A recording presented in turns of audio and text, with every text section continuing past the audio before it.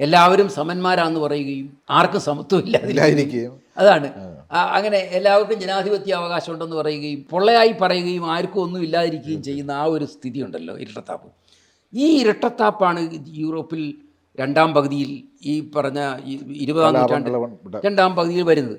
അതുപോലെ സോവിയറ്റ് യൂണിയനിൽ വരുമ്പോഴത്തേക്ക് അത് ഭരണകൂടാധികാരം മാത്രമായി മാറി കമ്മ്യൂണിസം. അവിടെ സമത്വം ഉണ്ടെന്ന് പറയുന്നു, സമത്വം പക്ഷേ സ്വാതന്ത്ര്യമില്ല.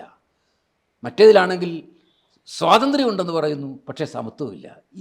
ഈ കോൺട്രഡിക്ഷൻ ഏറ്റവും കൂടുതൽ ജനങ്ങൾ അനുഭവിച്ചത് ലോക യുവജനത പ്രധാനമായിട്ടും തിരിച്ചറിഞ്ഞത് ഈ പറഞ്ഞ 60കളിലും 70കളിലും ഒക്കെയാണ്.